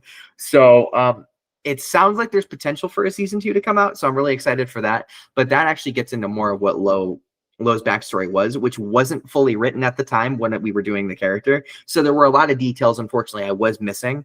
But what is it? I think the vibe is more or less going to stay the same, and I think it's because of that early homework that me and Manny both did. I think it should get a season 2. I heard good things about it. If they don't come out with season 2, shame on them. Yeah. So they need to, because listen, as I continue watching Crunchyroll, I'm trying to be very diverse in my watch list. I've been trying to, because most I've been watching like the Shonen Jump, but I have been watching some slice of life stuff. Been watching some slice of life movies. Weathering with You has touched my heart so badly, man. I just couldn't keep the emotion back. With You, Weathering with You. It's a film by G Kids, because it was talking about how this girl controls the weather and all that stuff. It's really an emotional film. So the more I watch these certain categories like slice of life, isekai stuff, I start to understand, the story behind of why they're doing all this. Yeah, what is it? It's funny because Weathering with You, I've actually seen this everywhere, and I did not know what it was called. So this will definitely be on my watch list very, very soon. But yeah, I think that I think I've definitely have found a lot more. Not saying I didn't originally, but I think that in theater, you're a storyteller, but you also only see you see the whole play, right? But like you're so used to seeing your individual like role in those stories that you kind of get sucked into like, where am I at in this moment with being in theater. But I think something I've really appreciated about anime is you get kind of the full picture when you start. And that's started to be like a very big thing I appreciate. Yeah, it's really amazing that you worked. I know you had to work your heart and soul into getting these roles, but it's nice that you keep doing that kind of stuff today, because listen, I know as the years progress, there's going to be lots of more stories coming out. Sure. And that means more opportunities for you to do. Like keep telling those stories. No, I agree. I think that I think we're only getting started with some of the things that we're going to see in terms of how much media is coming out. I mean, a good example being indie productions. Like indie animation is getting huge to a point where, you know, we have Amazing Digital Circus, we have Hell of a Boss Has-Been Hotel, we have Murder Drones, we have Lackadaisy, and then there's I mean, that's a lot of like Glitch Productions and Spindle Horse, but I think that we're starting to get to what I've coined the animation renaissance, where we're going to start seeing a lot more of those stories pop up in a very, very, very rapid way. And I think that goes the same for a lot of indie games as well. And then I feel like a lot of those people who work on all of these things are going to start moving into bigger production studios like Crunchyroll, like Disney, like all of these really big studios. And then some of them are going to start making their own giants.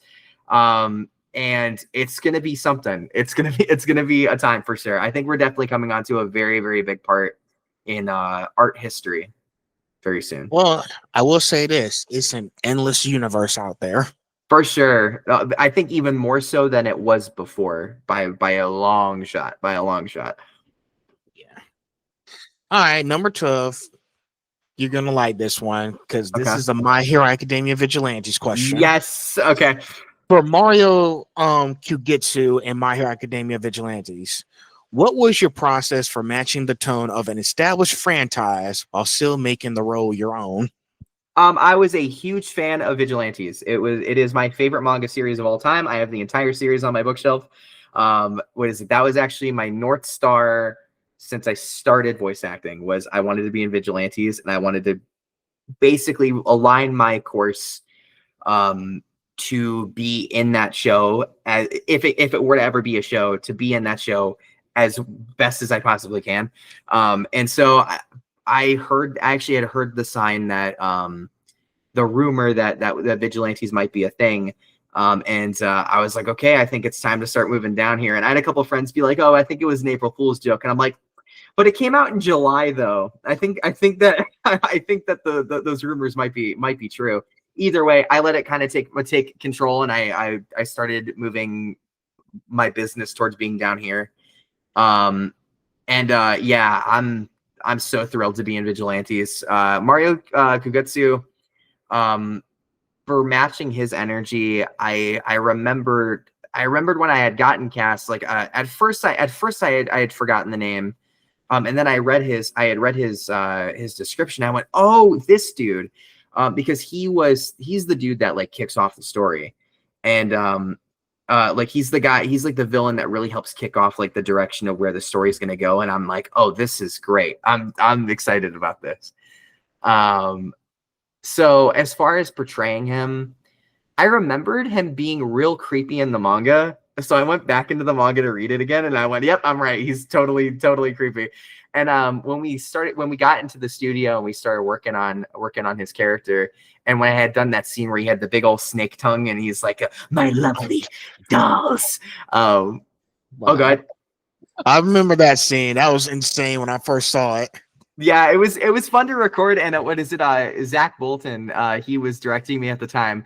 And he was like, you know, like there's this weird like tongue noise. You know, if you don't know if you can do it, like just like let us know. Maybe we'll put something over it or whatever. And I'm like, I got this. And so he was like, okay. And so I did the tongue sound, and he just goes, ugh. Wow, that's amazing. I could tell that was really exciting because since you're a fan of the series, and yes, the final season of My Hero started. You know, I've been a fan of My Hero since 2016. You know, my cousin introduced me to the show, and that got me enthralled and hyped. You know, high school years. But now it's like, oh, end of a decade. That show's about to end soon. I But here's the thing. One thing I am happy about is that they're really putting the time and effort to doing these spinoffs. Because I was like, there's Vigilantes. Isn't there an anime show for that? It didn't come until 2025. And I was like, Yeah. when I saw the teaser trailer for the first trailer for Vigilante, I was like, okay, now Yeah. you've got my attention. Yeah, because what is it? There's a lot of spoilers for My Hero in Vigilantes. What is it? It goes over it's like I believe it's, if I'm remembering right, it's like 2 to 5 years before main Yes, series. yes. Yeah. It takes place before the main series. Yes, and so a lot of the backstory stuff with Aizawa and then his classmate friend who went missing, which I won't spoil for the podcast, but a lot of that stuff is explained and talked about in Vigilantes, and so it made sense to me why they left it out for so long, because it straight up would get rid of all the, like, a ton of the plot twists from main series. I know, and that's what I learned about when they do these spin-offs, like prequels. Every time they do a prequel, there's going to be spoilers for the main series. So I started to understand, okay, now I understand why they waited this long to release the spin-off series Vigilantes, because there's so many spoilers for the main series, and they didn't want to do that. They wanted to do that as soon as they got started with the final season. Oh yeah, for sure. So, Yeah, and that's 2025. Yeah. So I was like, okay, I understand the reasons now. Mm-hmm.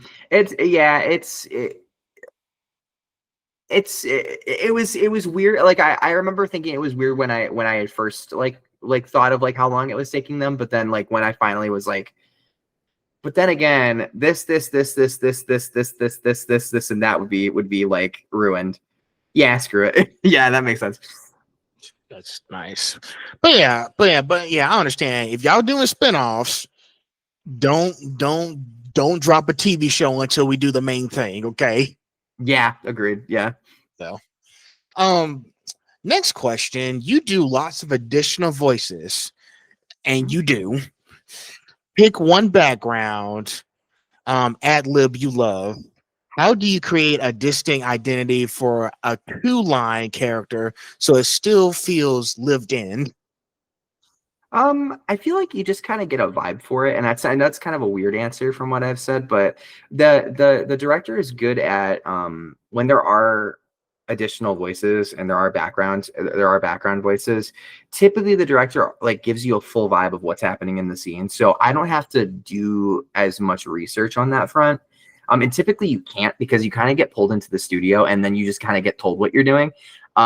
So as far as that went, like a good example was Night of Living Cat, where I had like no idea what Night of the Living Cat was about. But I had been called in, like I was called in like the night right before, and I had work, so I was like, I don't really have time to research this. So when I went in, they gave me a vibe of it, and I had a good time. It was fun. But yeah, you kind of just that's where it's important to rely on the director and rely on the team behind it, of like, you know, they wouldn't call you in if they didn't think you could do it. So, you know, there's something here that they believe is like you're right for, in terms of making the atmosphere feel alive. And so that's what I would say in terms of making those characters feel alive, is just trusting the team, trusting what their vision is, and let it like really fully paying attention to what it is they're telling you, and then trying to give the best kind of cold read interpretation that you can.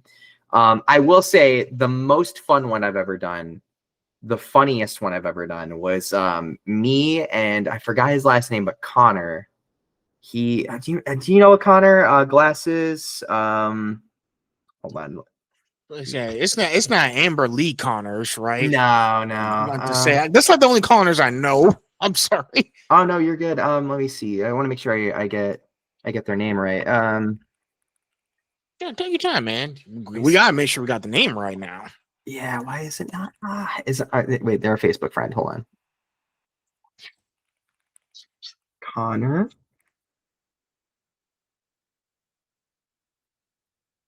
They're not popping up. I'm sad. Is it Connor Lee? Wait, that's not a person. Hold on. Oh, it's gonna destroy me. Hold on. Take your time, man. I'm in no rush. Oh, no worries. What am I thinking of? Hold on.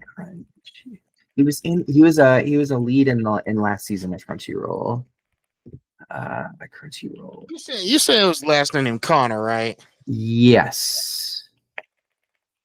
Well, his first name was Connor. Summer season 5. Let's see. He was the main character in one of the main characters in Cultural Exchange with a Game Center Girl was the name of the show. Is it Connor Allison? Maybe. Yes, Connor Allison. Yep. So Okay, I pulled him up. perfect. Thank you for that. What is it? Yeah, so Connor Allison, we were in Yakuza Fiance for backgrounds. And there was this aquarium scene, and I've gone back and I've tried to like re-listen to it to see if you can hear us in the back, and you can't. But me and Connor, we were told that we could play any character we want as long as it fits the vibe. And we were like, okay.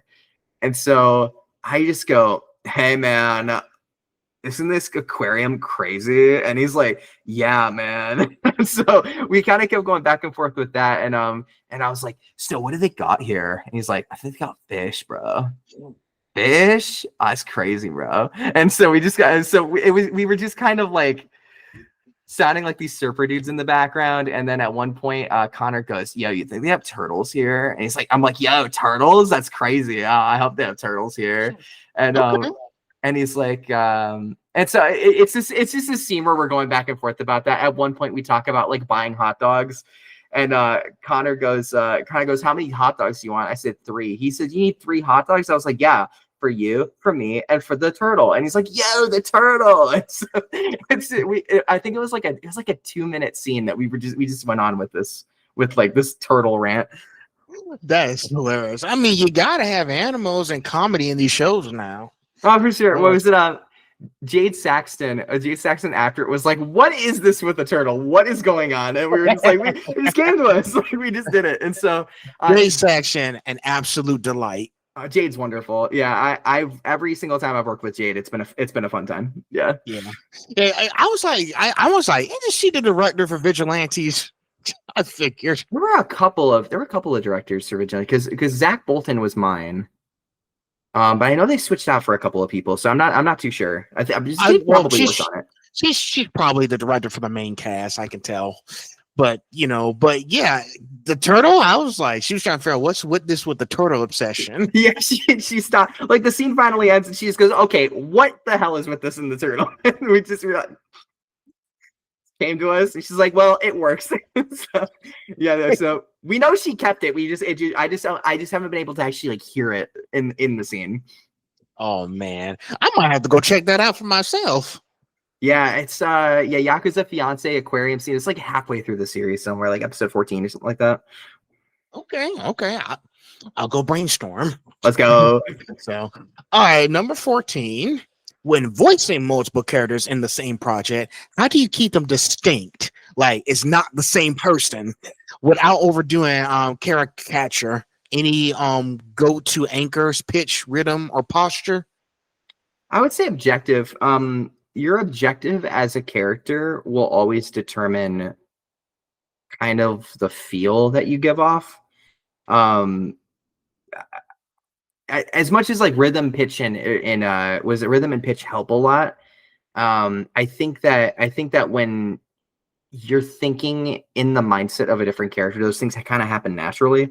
And there's this like what Corey Wilder told me is there's this like Clark Kent effect that happens when you do that, where because they feel atmospherically like different people, people just kind of assume that they are.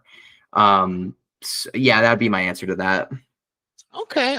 Because listen, I know there are so many people who voices like so many different characters in a series. Like, okay, take Sean Shamil and Chris Sabat, for example, Dragon Ball. Yeah. Sean Shamil voices Goku and King Kai, and he changes the vocals in his voice every time. So that's why it's not the same person. Now, Christopher Sabat, Piccolo and Vegeta, they sound the same, but they changed their voice. So how are they able to do that? Like, do they have like some kind of voice modulator or something? Like, it's not me. 'Cause Yeah, I it's just felt it's yeah, just like it's like did he just like try to straighten their voice a little bit? I guess, once they get the voice lived in for a while, it does end up sounding just like natural tone.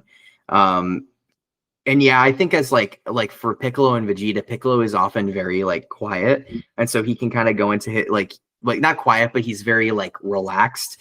And Vegeta is always kind of like yelling or being like somewhat bombastic in most settings. So I feel like because of that shift, that's helping a lot. And then objective as well, where the objective is kind of leading them as well of like what it is their character is trying to do. I feel like that kind of ends up changing the atmosphere completely. Okay. Because I came up with that question for you because you've watched so many characters, and I just wanted to be like, how does he do it? All these characters, he just strained them. It's too much for my brain to process here. No, yeah. What is it? I'm trying to. So I know. It's a bad example. Atomic Owl was one of them.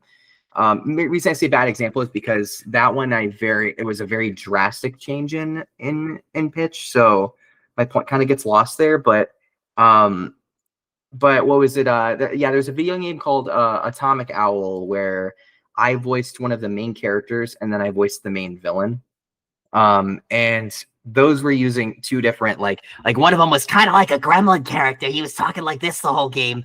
And then the second character was talking in this sort of British tone, and it was like goobity gobbity. Oh my god.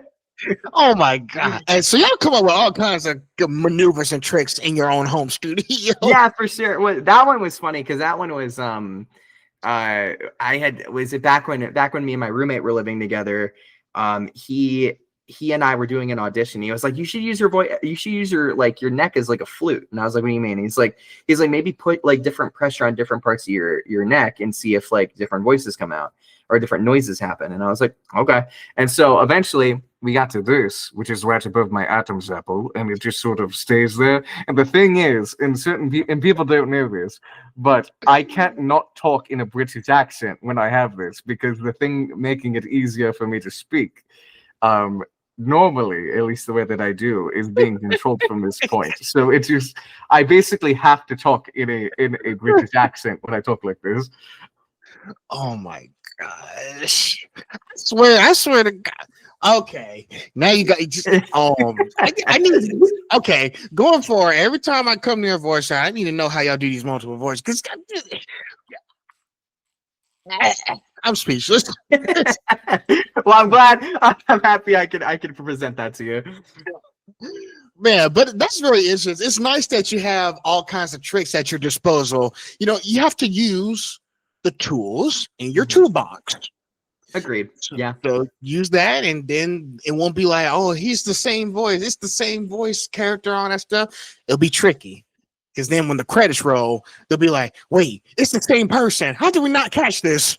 That's what is it? That audition I was telling you about earlier, that's actually one of them where they're asking for something that's very, very low register. And I don't typically do low register, but I'm like, you know what? I really want to challenge myself and I want to go for that. So, and that's actually one of the reactions I hope people would have if I were to book something like that, where like they go, oh damn, that was a cool voice. Who was that? Oh, that's Dakota. What the hell?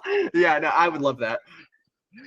Oh boy. Well, I better keep picking y'all brains then. You made me want to stay in and keep talking to more voice actors and pick their brains. Let's go. So, we're at the end here. So, industry growth and fun rapid fire. Okay.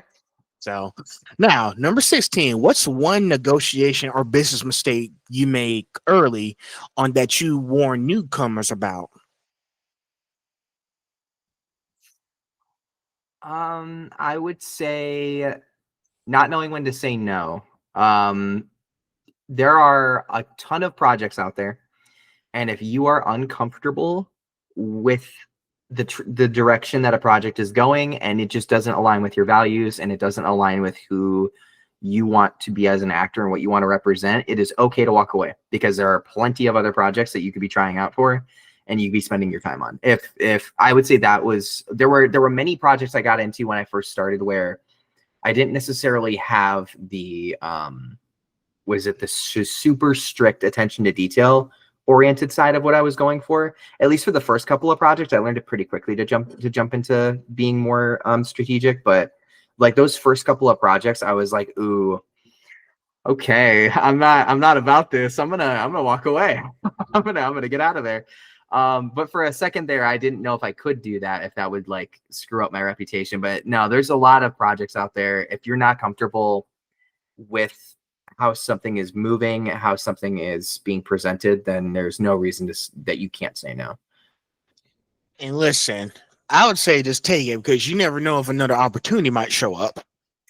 Well, that's Just the thing. saying. That's the thing, though, is right. Is like there are a lot of auditions. There's hundreds, like every like week. There's hundreds of them, and like I personally think that if you want your name to be if you don't want your name to be represented by something, then it shouldn't. What is it? I think the same way about what is it? We'll back up on that. Actually, I was going to say a point, but maybe it's not appropriate for this. But but yeah, I would say like if let's say there's like let's say if a project is not being run professionally, if there's a lot of shady people in it, because I've definitely run into people who definitely try to take advantage of actors. If it's just not hitting your vibe, actually, I'll give a good example. There was a project. It was one of my first, and it was for a video game, and we had found out that the individual who was making it, like a month later after we had all gotten onto it, was doing this thing called asset flipping, which isn't wrong to do, but it's wrong. But he was doing it illegally, where he was taking the assets, saying that he made them, and then basically not crediting any of the artists that were involved in it. And I was like, that's screwed up. And then on top of it, there was a big like boss fight thing that he had presented to us in a meeting at one point and saying like, oh, this is like the production quality that we're going for. And so we were like, oh, wow, that's really cool. And one of the people in the group noticed there was something up with it and messaged all of us VAs about it. And it was like, hey guys, this is totally a ripped boss from Dark Souls. And we were like, what? And so he showed us a video side by side of what the boss chamber looked like from what the director had said, and literally Dark Souls. And they were identical. Like in every capacity, they were identical. And so that's where we were all like, oh, you better have a good explanation for this one, or we are skedaddles. And so that ended up being what happened. He didn't have a good explanation, and he assumed that because he paid for something, he just owned it. And he owned it, and then he technically then was the artist who made it. And we're like, that is not how that works. So that was an issue that we had. That's an extreme example, but in like a very clear, like, walk away from it. But basically, if you're uncomfy, if you're uncomfy with a project and you're uncomfy with how it's being run, that is more than enough of a reason for you to walk away from it, because the last thing you want is it to screw up your reputation. I tell you, these guys are just so lazy to just try to do something. Mm-hmm. Yeah. If there's one thing that I can't tolerate is people who don't put in the work to do these things. Like, this stuff is an art. Like, this stuff takes time. You don't steal somebody else's. Yeah, like the thing is, buying assets, I have no problem with that. It's taking assets and then acting like you made them, and that's where I have problems. And so, and we fully explain that. We're like, you can't just take assets and then they're just yours. Like, you can't just say that you made them, you came up with them, da da da da da. And they said, but yeah, I can because I paid for them. And we're like, all right, we're out. All right, bye. See ya. That's insane.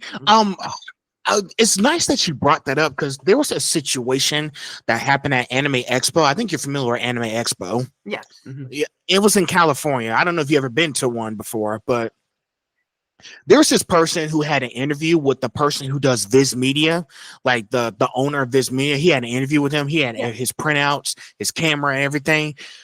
Unfortunately for him, somebody stole all of his equipment, his previous printouts and everything. It's like at least almost $10,000 worth of equipment. So what? I know, right? And I was like, that's a lot of hard work that he had that stuff for like 5 years, and all of his work is gone.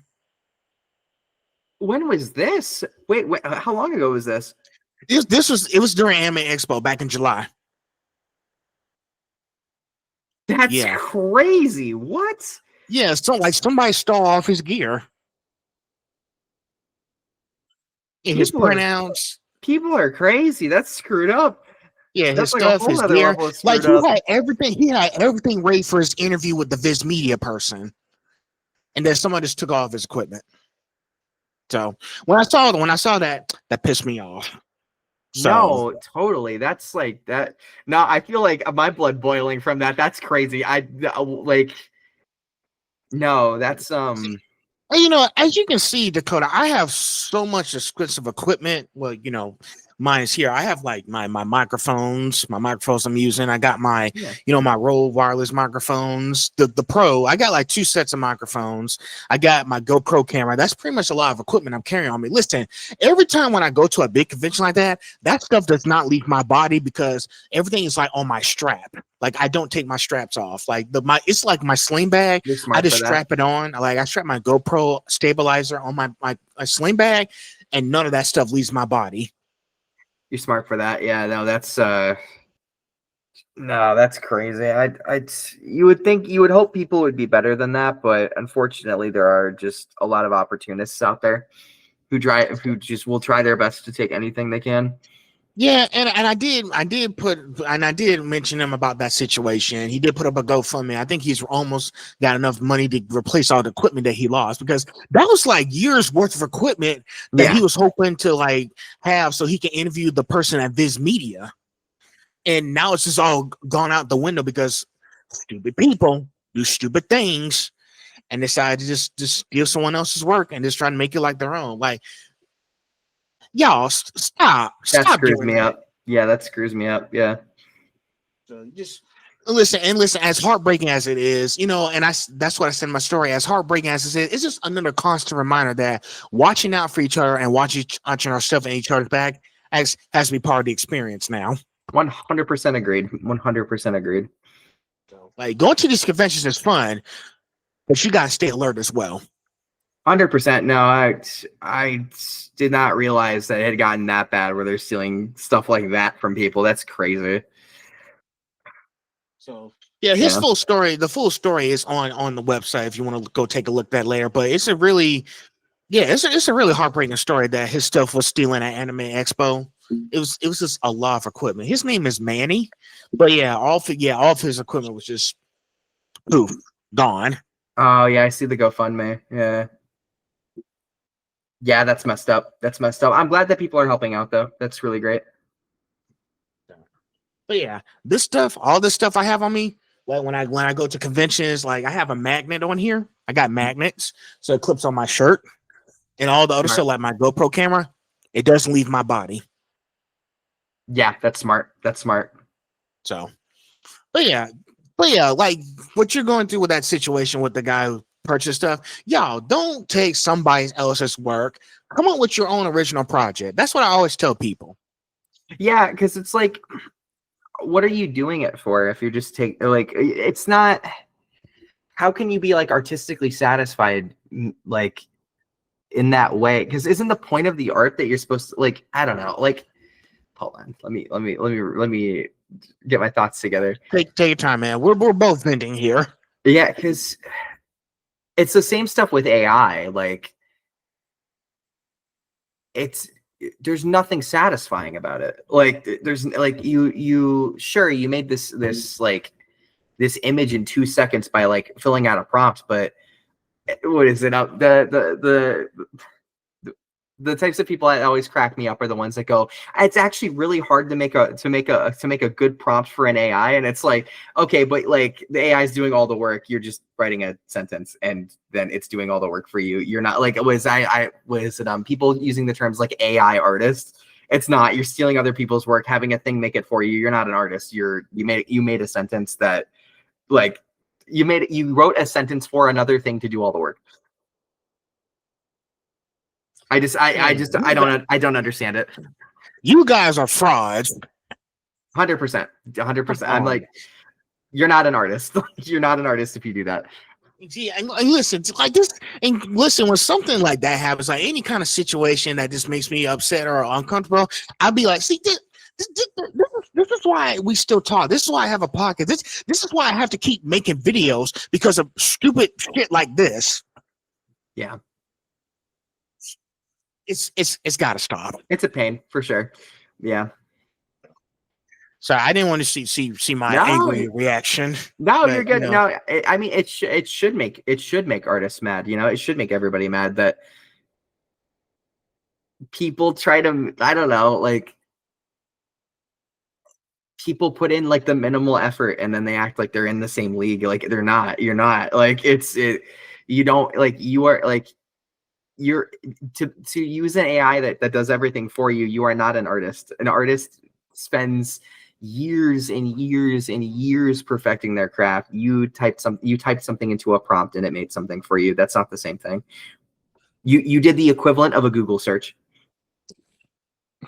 Exactly. And listen, like I said, great things take time. Like, did you actually think that once I started this whole talk show that it was going to be great overnight? No, it's going to take years. It takes a while. So- It takes so- time.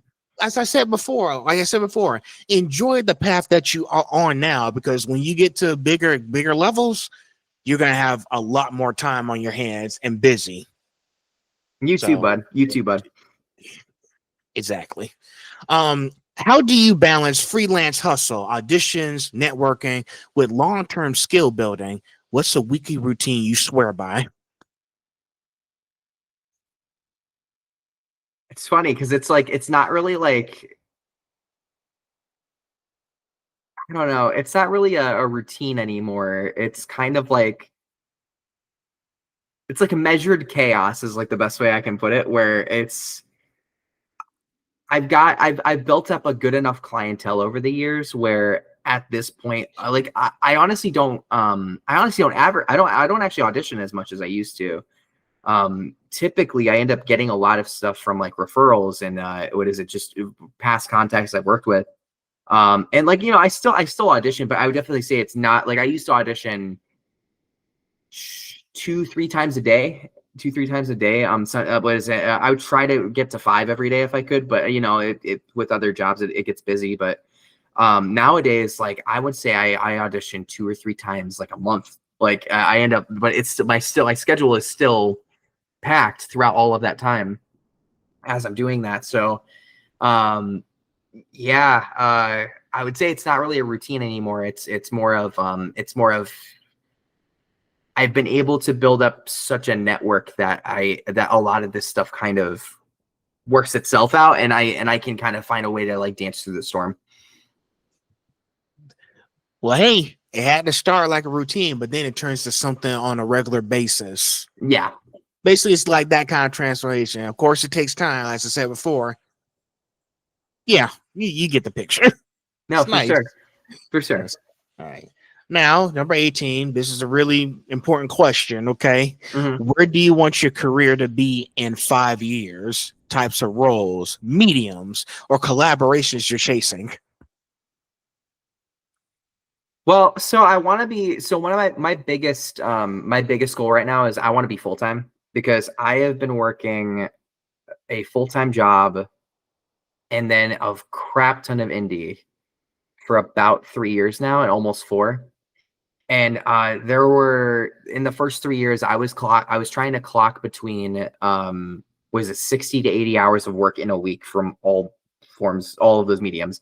And so I was doing that very consistently for a very long time, working that many hours. And it was killing me. It's still kind of, I am still pretty exhausted right now, but I'm starting to like take more like time to re-energize.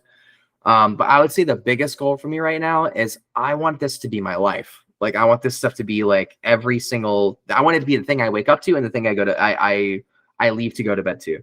Like I want it to be in every single facet of my day, and I want to enjoy just living in this creative world. I love the lab job. So I work at a laboratory. I love the laboratory because I feel like I'm helping people every day. But at the same time, eventually I need to move on to this pursuit. Where I want to be in 5 years, there's a couple of shows I definitely want to be in before they end. I want to have been in Blue Lock as a prominent character. I want to be in Dr. Stone. Dr. Stone's one of my favorite shows of all time. I would like to be in one of the Persona games. I'd like to work for Glitch. Glitch would be a really big company to work for, and I think I could definitely provide something that they would enjoy. And yeah, I'd like to start working more AAA jobs, more AAA. I want to work with Nintendo at some point. I want to work with Sega. I've always wanted to be Big the Cat. That's another one that I've always wanted to be. Okay. Big the Cat, I feel like I could play very well. Okay. Yeah, I'd say those are a bunch of the North Stars that I'm shooting for right now. Well, one thing I will tell you this, and again, back to saying stuff takes time. You want to make sure that you have a certain foundation to keep doing the stuff you're doing. Like I know with me, as far as me talking to you guys, I'm back in school doing cybersecurity. I want to make sure I have a foundation to keep funding. Like I have some sort of income to keep doing what I like doing, which is like journalism, like talk to you guys. And here's the thing. One thing I have learned is that some of the places like Crunchyroll, Netflix, Sega, Nintendo, they have cybersecurity jobs. Yeah. And I was doing my research. I was like, they have jobs like there. There's also sometimes even the anime productions in Japan, they also have cybersecurity jobs. So basically, it all dials down to making sure you plan everything out. Do the research, like write down a list, to-do list. Like, have I done this yet? Send out resumes, that kind of stuff. Mm-hmm. So yeah, I think you're making this work, and you're trying to get to somewhere bigger. As far as I think the main key is persistence is key. Yes, you want to make sure you stay focused, no matter how far you may seem, but you're actually closer than you think you are. Yeah, agreed. What is it? It can be a little bit uncertain when you look into the future, and you're not, you try to look into the future. You never know what's really coming your way ever. But you can definitely do your best to try and be prepared for it. And try to make sure you're making the right business moves in order for, if those opportunities work out and in the ways that you're not expecting them to, you still have ways to make the most of them when they do happen. Of course. Listen, just always keep an eye out for any opportunities that come your way. Keep taking those opportunities. All right, 2 questions left, and then we'll be at the end here. Rapid fire time. Okay. Rapid fire. Answer one word for a short phrase. Favorite accent to perform. One vocal warm up you never skip. Favorite anime dub director you've worked with. That last one's gonna be interesting. What is it? You said rapid fire. Hold on. Favorite accent, German. Favorite vocal warm up that I never miss is enunciations. I do this stretch with my mouth where I go A-E-I-O-U, and I look like a crazy person, but it stretches out my mouth, and I make sure that I'm hitting everything. And then the last thing, favorite director I've worked with, I'm gonna say 3. No, 2. I'm gonna say 2. I would say 2 of them are pretty neck and neck. What is it? Jason Lord and Manny Aragon have been fantastic, and I love them both. There you go. That's a lot. Didn't know you do German accents too. This is the German accent. Hold on, it's been a little bit. That football is round. Yeah. Interesting stuff. I'm excited. Yeah, no, I'm excited for it too. No, I think actually I want to make sure I'm getting a lot better with German, because the next Blue Lock arc is working is with the German team. So everyone in there has a German accent. So I'm like, okay, I want to try and get that going so I have a shot at it. Yeah, because I know there's a lot of people. Because I think you've heard of Duolingo, right? Because people are Because here's the thing: Crunchyroll teamed up with Duolingo a while back, so the team learned Japanese. Really? Yes, they did. They teamed up at least 3 years ago. That's crazy. Yeah, I've never heard of that. That's awesome. Yeah, they did, and guess what? I'm using Duolingo right now. I'm trying to learn Japanese before I go to Japan and all that let's stuff. go. I'm on my 328 day streak. I still cannot get a single sentence yet.